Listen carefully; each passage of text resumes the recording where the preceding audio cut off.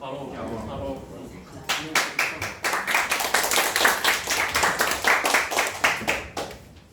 발표 시작하도록 하겠습니다. 네, 저희 팀은 시각장애인 공간지각 및 공간적을 돕는 부수장치 개발을 맡은 1306 김현주 1404 구승환 강태로입니다.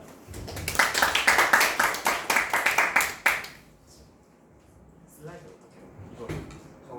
저 마이크. 네. 목차는 다음과 같고요. 연구의 배경 및 필요성, 연구 목적, 연구 방법 및 절차, 결론 및 제안 순서로 발표를 진행하도록 하겠습니다. 먼저 저희가 연구 주제를 세웠던 것은 바로 일단은 지각과 관련된 건데요. 먼저 일일 통계에 따르면 외부로부터 인지하는 약 85%는 시각이고 10%는 후각, 그리고 2%는 초각, 그리고 1%는 미각에 인지된다고 전했습니다. 하지만 시각장애인 경우 이 중 가장 많은 비중을 차지하는 시각적인 거에서 많은 손해를 보게 됩니다. 따라서 시각장애인이 공간 지각을 할 때 수차례 반복된 경험에 의존하지 않는다면 스스로 독립보행이 아마 힘들 상황입니다. 따라서 저희는 처음 접하는 환경이나 낯선 환경에서도 독립적인 보행이 가능할 수 있도록 시각장애인을 위한 보조장치를 개발하고자 이 연구를 시작하게 되었습니다. 그래서 저희 같은 예시 상황들을 보게 되면 기존에 있었던 시각장애인들을 위해서 시각장애 공간 지각을 위해서 많이 깔려 있는 보도 블록 같은 경우는 현재 관리도 잘 안 되고 한계점이 많다는 점이 있었고, 이런 점들을 봐서 이런 사례들을 많이 보고 그 전에 있던 선행 연구들을 찾아서 저희가 어떤 점으로 또 시각장애인들에게 도움을 줄 수 있을까라고 알아보게 되었습니다. 그래서 먼저 선행 연구들을 몇 가지 조사해 봤는데, 딥러닝 기반으로 시각장애인에 대한 어떤 문자라든지 사진 같은 거를 알려주는 점, 그리고 보조 IoT 장치나 길 안내 서비스 앱을 통해서 시각장애인한테 청각적으로 알려주는 거, 그 다음에 지팡이에다가 초음파 및 가속도 센서 등을 달아가지고 지팡이 성능을 좀 개선시켜주는 등 시각장애인이 실제로 보행할 때 센서와의 다양한 연동이 있었고, 그리고 머신러닝을 이용한 편리한 방법들도 가능하다는 것을 일단 선행 연구를 통해서 확인하였습니다. 하지만 저희가 생각하기에 아직까지도 시각장애인의 주위 환경을 파악하는 이런 전반적인 과정의 연구는 아직 소홀했다고 판단할 수 있었습니다. 따라서 저희는 시각장애인이 주위 환경을 좀 더 쉽게 그리고 정확하게 파악할 수 있도록 도움을 주고자 이 연구를 이제 하게 되었습니다. 그래서 직접 시각장애인이 입장이 되어서 한번 어떤 점이 불편한지 생각을 해봤고요. 여기 보이시는 현중이가 직접 시각장애인 입장이 돼서 음성정보에만 의지해서 장소를 이동하는 과정입니다.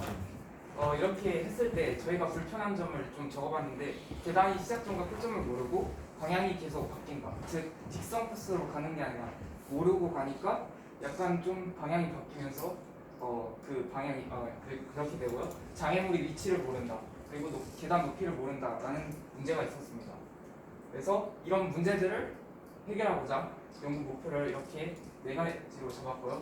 계단에서의 공간지각 구조, 장애물 앞문에서의 공간지각 구조, 이동 방향을 구조하고 텍스트 투 스피치, 즉 텍스트를 말로 전환시키는 것을 이용하고 실시간 데이터, 분석 데이터를 제공하는 것으로 연구 목표를 잡았습니다. 먼저 계단의 문제점에 대해서 한번 찾아봤는데, 계단인지 먼저 인식을 해야 되고요. 어디서부터 시작하고 언제 끝나는지 이걸 알아야 됩니다. 그래서 그 다음 계단 높이는 얼마나 되는가, 이것은 계단을 직접 내려갈 때 얼마나 높은지 모르기 때문에 약간 불안할 수 있기 때문에 이런 걸 봤고요. 중간에 평평한 부분은 어디 있는가, 이게 문제인식이 되고요. 그래서 이런 문제인식을 통해 먼저 교내 계산 분석을 하였습니다. 교내에 존재하는 모든 계단을 이렇게 촬영하고 플러스 알파가 있는데 생략을 하였고요. 올라가는 계단과 내려가는 계단으로 구분했고, 계단 길이에 따라서 2개, 3개, 10에서 20개에 구분하였습니다. 그래서 문제 해결을 어떻게 하면 할 수 있을까라고 고민했고, 총 4가지 방법이 있는데, 계단을 어떻게 인식하는가가 먼저 고민해야 될 문제입니다. 그리고 그 다음 계단을 각 층을 어떻게 구분하고, 계단이 시작점을 어떻게 찾고, 계단은 얼마나 남았는지를 이제 생각을 해봤습니다. 그래서 먼저 가장 기본적이죠. 계단을 어떻게 인식해야 되는가, 이 문제에 대해서 먼저 얘기를 해보도록 하겠습니다.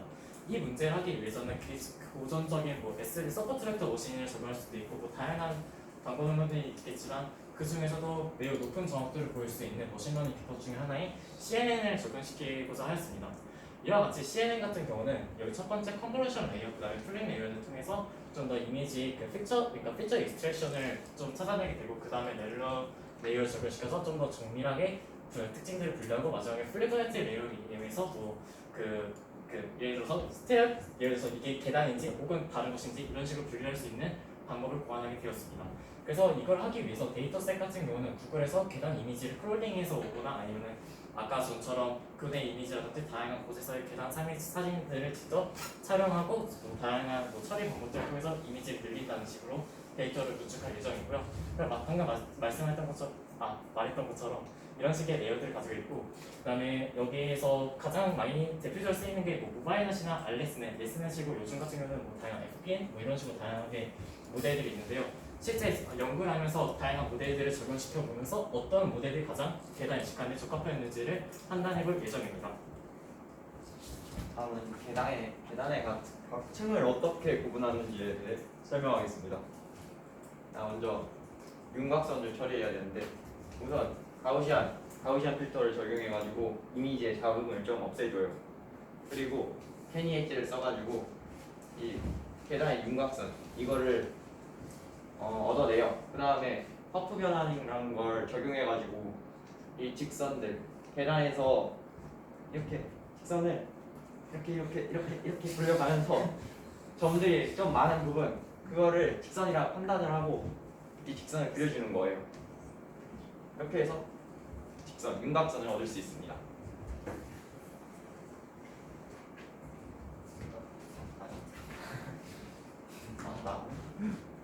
일단은 계단의 시작 부분과 끝 부분을 인식해야 되는데 일단 인식할 때는 키넥트 RGB라는 카메라를 사용할 것입니다. 이걸 계단 인식하려면은 이게 적절하게 찍어서 계단이 잘 나와야 돼요.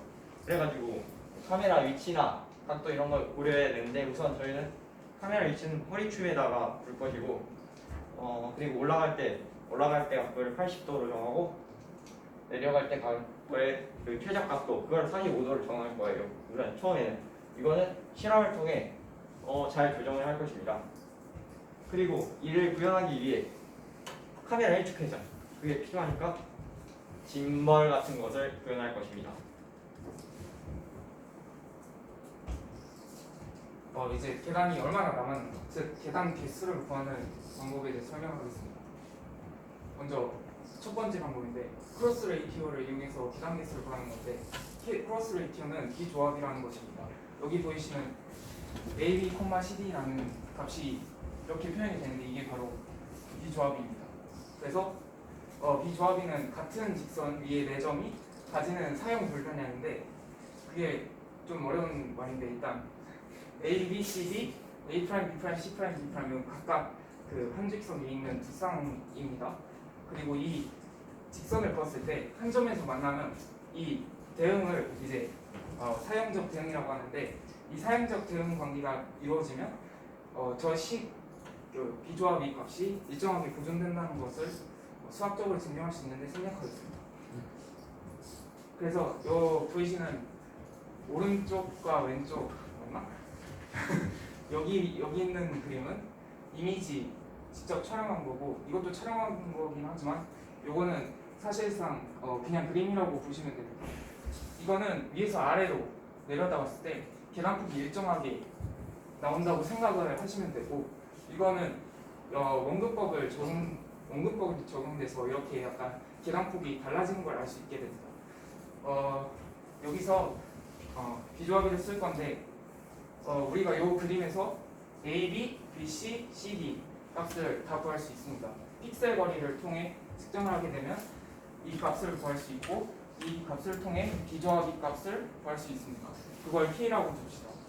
그리고 이 그림에서 이 두 그림이 사형적 대응이기 때문에 비조합이가 같음을 이용해서 이것도 마찬가지로 비조합이 식을 써서 K로 둘 수 있고요. 저희 목적은 A', B', 즉 계단 전체 길이를 구하는 것입니다. 만약에 계단 전체 길이를 구하게 되면 계단 폭인 D로 나누게 되었을 때 계단수를 구할 수 있게 됩니다. 근데 일단 계단 쪽은 저희가 학교에서 진행할 것이기 때문에 일정하다고 두었고요. A 프라임 B 프라임을 x로 두었을 때 이 식에 의해서 이 식이 도출이 됩니다. 그래서 x 값을 구할 수 있고 그걸 통해 계단식을 구할 수 있습니다. 두 번째 방법을 설명드리겠습니다. 나는 여기를 만약에 계단 끝이라고 생각을 하고 여기를 측정했을 때 거리를 d라고 두고 그리고 여기서 카메라까지의 거리를 h라고 둡니다. 그리고 이거는 카메라 내부인데 원래 여기 안에서 있어야 되는데 이게 편의를 위해 그냥 밖에다가 표시를 했습니다. 먼저 이 기다란 막대기 이거는 이미지 평면이고 이거는 주점 그 이미지 평면상의 그 가운데 지점을 말하고 영상 좌표는 그 물체가 여기서 표시되는 지점을 말합니다. 그리고 여기서 이 선과 이 선의 각도를 이 선 사이의 각도를 세타 프라임이라 두고 이 카메라 각도 이거를 세타라고 불 것입니다. 그러면은 저는 다음과 같은 식을 얻을 수 있었습니다.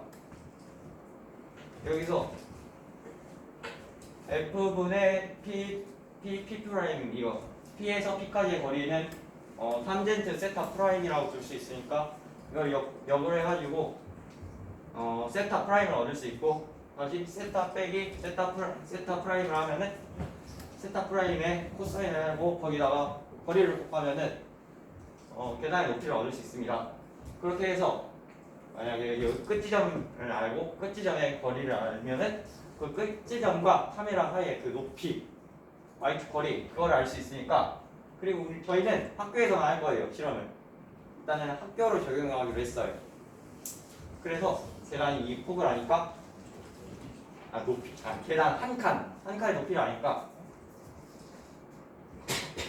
그 한 칸의 높이분의 이 높이를 하면은 계단의 계단의 개수를 구할 수 있어요. 이걸 조금 빨리 해야 될 것 같아요. 조금 더 시간이. 그러면 계단의 평평한 부분을 판단하는 부분입니다. 좀 여기서 좀 빠르게 진행해보도록 하겠습니다.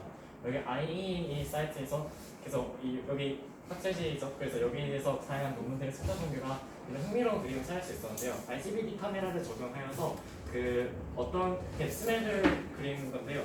어떻게 그리냐면 여기서 약간 이런 그래프를 나타내는데 이 가로축은 distance from camera, 즉 카메라부터 거리를 얘기하고 세로축은 depth intensity, 즉 그 깊이 정도로 볼 수 있어요.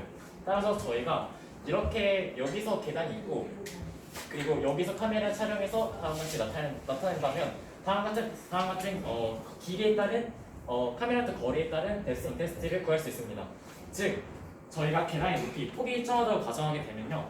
이 계단 사이의 거리 등이 이미 정해져 있다고 가정했으니까 여기에서 구할 때 원래 저희가 알고 있던 계단 사이의 거리보다 더 많은 거리를 이동하게 되었을 때는 그 계단의 끝에 도달했다. 즉 계단의 평평한 부분이 나타났다고 판단할 수 있었고 이걸 통해서 처음에 계단이 중간에 평평한 부분이 있을 수도 있고 계단의 마지막 끝부분이 있을 수도 있는데 그거를 동치 명제로 볼 수 있어요.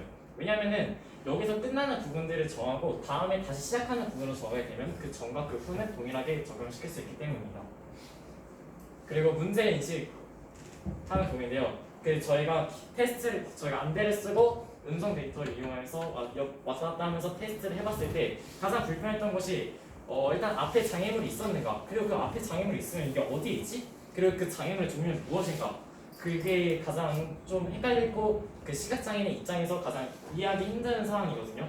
그래서 이런 사안들을 좀 도와주고자 위치정보와 오브젝트 검출을 동시에 진행할 수 있는 패스트 RCN이나 시멘트 세그멘테이션 그리고 이런 방식의 오브젝트 디텍션을 위한 머신러닝 모델을 구축하여 다음과 같은 데이터 섹트를 이용해서 활용을 해서 실제로 모델 학습해서 연구를 진행해 갈 예정입니다.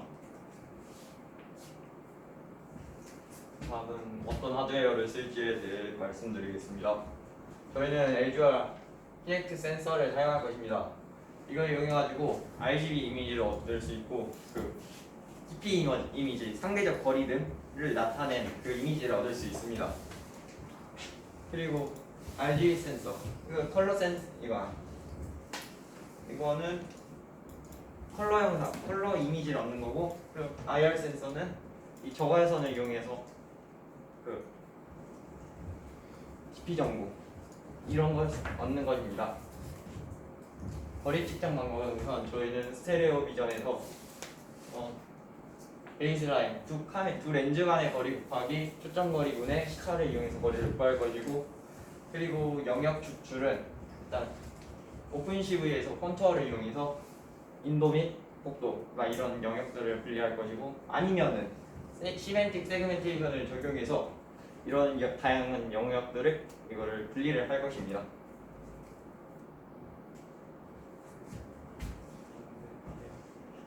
그래서 저희가 가장 중요한 그리고 저희가 이렇게 학습하고 어떤 모델을 세워서 어떤 결과를 나타냈을 때 이 결과를 어떻게 하면 그 사용자들이 이해하기 쉽게 전달할 수 있을까라고 생각을 해봤을 때, 먼저 일단 음성을 이용해서 제공할 수 있는 것과 음성을 이용해서 제공할 수 없는 것들로 대충 구분을 해보았습니다.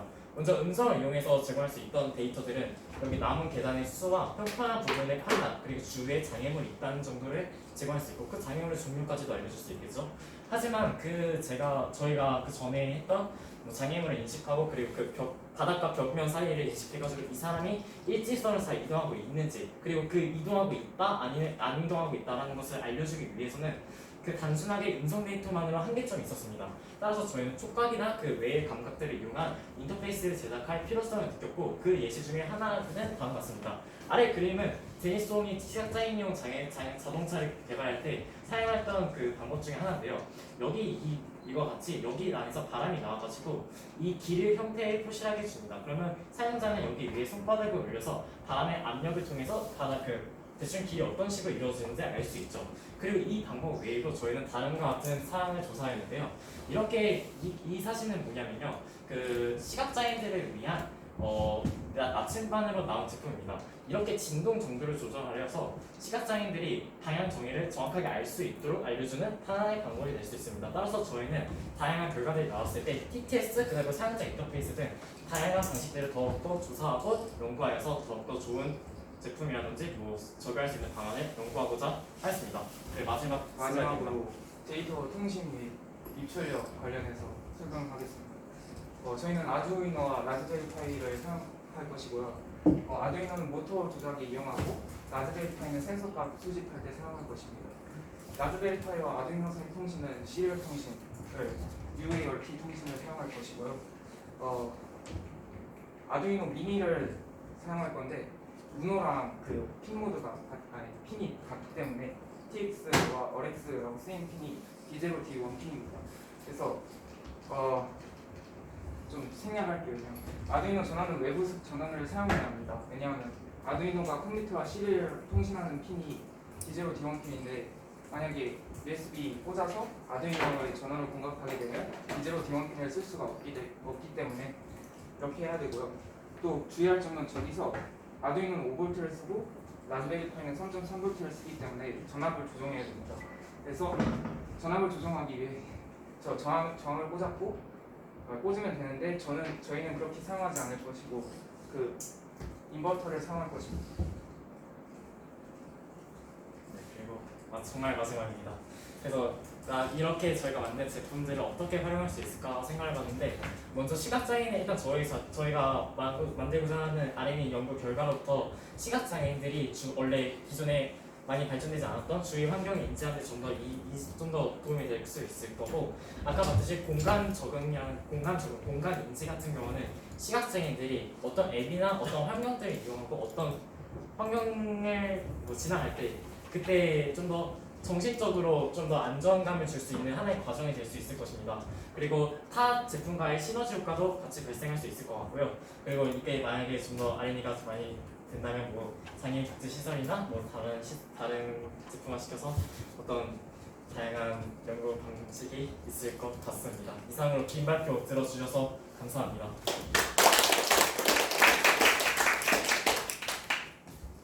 네, 좋은 발표 잘 들었습니다. 이게 저희 그냥 시각장애 아니고 보통 인간도 계단을 급하게 내려가 보면은 네. 막 두 칸씩 건너뛰어서 바로 헛집어서 다치는 경우도 있고 한데, 시각장애인의 경우는 계단이 있다는 것도 알고 계단의 수를 알아도 막상 지나갈 때 그런 부분이 문제가 될 수 있다고 생각을 하거든요. 그런 인터페이스에 대해서 혹시 그런 부분은 어떻게 할 건지 얘기해 주시면.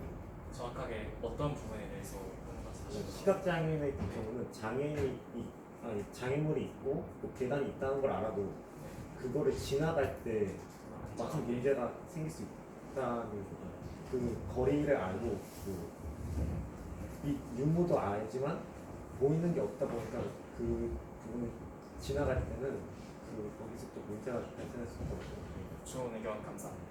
방금 그 문제 저희가 연구할 때 그 부분에 대해서는 어떻게 생각했었냐면, 물론 저희 같은 경우는 그 옆에 계단의 손잡이의 중요성을 크게 느끼지 못하고 있죠. 그냥 저희는 잘 시각적으로 잘 보이고 잘 걸을 수 있으니까. 하지만 시각장애인의 경우 대부분 손잡이라든지 그런 부분을 인지하거나 벽 같은 거를 대고서 많이 이동하시는 부분 많고, 제가 저희 큰아버지가 그 시각장애 분이셔서 시각장애인 그 큰아빠에게 많이 이번에 연락 많이 드리면서 많이 해봤는데, 그런 방식을 통해서 계단 자체를 내려가고 이런 데는 그렇게 크게 문제가 없는데, 뭐 물론 비 오는 날인지 그런 날은 뭐 일반 사람들도 위험하니까 뭐 같은 공식적인 제 되겠죠. 근데 하지만 익숙하지 않은 점 같은 데에서 만약에 손잡이가 없거나 그런 데에서는 좀 더 안전하게 할 수 있는 뭐 지팡이라든지 새로운 약간 인터페이스를 새롭게 고안해야 될 필요성을 좀 느낀 것 같습니다. 좋은 의견 감사합니다.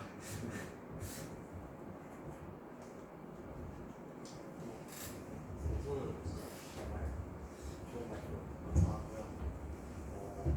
이 마린이를 끝낸 게 아닌가 싶을 정도로 구체적이어서 과정에 대한 질문을 네. 여기서 한 가지 질문드릴 게 있어요. 아까 키넥트 센서의 RGB 디스턴스까지 사용한다고 하셨는데요. 네. 이미 그 스테어가 있는 거죠. 그 머신러닝 이용해가지고 그 계단의 엣지를 인식하는 그 알고리즘이 있었잖아요. 그거하고 이제 초점거리 이용해가지고 네. 높이도 구하고 그걸 하셨는데 그 키넥트 센서의 깊이 정보는 왜 필요한 것인지. 아까 봤듯이 깊이 정보로부터 저희가 지금 깊이 정보 일단 여러 가지 면으로서 저희가 단순히 그러니까 이런 여러 가지를 할 때 요즘에 솔직히 나오는 거 보면은 그냥 단순히 RGB 카메라 이미지로부터 어떤 거리를 추출해내고 이런 방식도 물론 그 방식도 딥러닝을 적용해서 가능하겠지만, 사실은 좀 더 시각장애인들을 위한 제품이라면 더욱더 정밀하고 좀 더 엄격한 기준을 맞춰서 저희가 해야겠다 생각을 했기 때문에 거리 정보를 아는 것은 이 과정에서 필수적인 과정이라고 생각을 하였습니다. 그래서 좀 더 가격이 좀 아직 이게 애저 키넥트 센서가 약 개발자용으로 마이크로소프트에서 나온 거라서 약간 50에서 60만 원 정도 차이 비용을 가지고 있는데, 사실 그 비용을 일단은 처음에는 그런 식으로 이미 갖춰져 있는 소프트웨어든지 다양한 것들부터 시작을 해서 나중에 좀 더 개발이 잘 진행되다 보면은 그냥 일반적인 라즈베리 파이 뭐 카메라 2개를 사용해서 뭐 어떻게 스테레오 카메라를 뭐 구현을 해서 다양한 뭐 거리를 측정하고 이런 방식도 한번 생각을 해볼 예정입니다. 그래서 그 앞으로 이 앱을 만약에 연구가 성공적으로 진행돼가지고 이제 다음 단계에 찾고 계신다면 이거를 하나의 앱으로 개발해가지고 핸드폰 안에 있는 센서가 카메라 이미 센서 근데 그것만 이용해서, 왜냐면 저 따로 별도의 장비를 구입해서 하는 거는 복잡하니까 핸드폰도 이제 진동 가능하고 이제 음성 지원도 가능하니까 그걸 이용해서 하나의 앱을 개발해서 실제 상용화를 해보고 그걸 피대되거든요. 좋은 의견 정말 감사합니다. 이거는 연구 내용에서 문제는 딱히 않는데, 주제가 시각장애인의 공간 지각 및 공간 적응 부분 보조 장치인데 연구 내용 자체는 거의 계단과 장애물 쪽에 치우쳐져 있잖아요. 네. 공간 지각하고 공간 적응이, 이 공간이라는 거는 되게 좀 광범위한 범위인데 무슨 연구 내용은 좀 소속한된 범위니까 이 부분에 약간 수정을 해주시면 좋을 것 같습니다. 좋은 의견 감사합니다.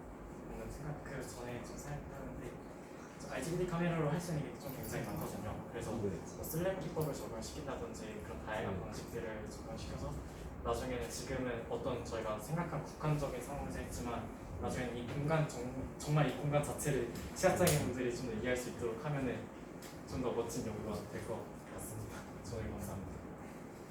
아까 질문. 좋은 발표 잘 들었는데요. 그 발표 내용에 대한 질문은 아닌데 그 맨 처음에 인용한 통계에서 네. 그 혹시 그 사람이 시각으로 85%인지 하고 그런 거 있잖아요. 네. 근데 거기에 청각이 없어가지고 저도 회사입니다. 아 뉴스에서 그 어떤 신문 뭐였지 인터넷 그 뉴스 자료를 통해서 모든 자료가 정리하지 않을 수 있습니다. 다음에는 좀 더 정확한 자료라든지 이런 논문들 발췌해서 좀 더 정확하게 전달하고자 하겠습니다. 오해의 소지를 만들어서 죄송합니다. 마지막 질문을 하겠습니다. 좋은 발표 잘 들었습니다. 제가 그 아까 나왔던 사형 그 이름 까먹었는데 크로스를 기억. 네. 거기서 기조하고. 내 직선이 한 점에서 만나야 된다고 하셨는데 네? 내 직선이 한 점에서 만나야 된다고 하셨는데 저기 계산해서 적용된 걸 보면은 내 직선이 평행하잖아요. 그런 상황에도 사용 가능한가요? 사실 이걸 자세히 제가 나중에 이미 사실 한 사람이 이게 있거든요, 이 과정을. 그래서 그 한 사람이 과정을 보고 제가 약간 해석한 느낌이라서 그렇긴 한데 평행했을 때 이게 이게 만날 수 있죠. 왜냐면 그었을 때 평행한다고 안 만나지 않을 것 같은데. 질문해주세요. 왜냐면 길이가 다르기 때문에. 다르네. 근데 평행하지 않아요.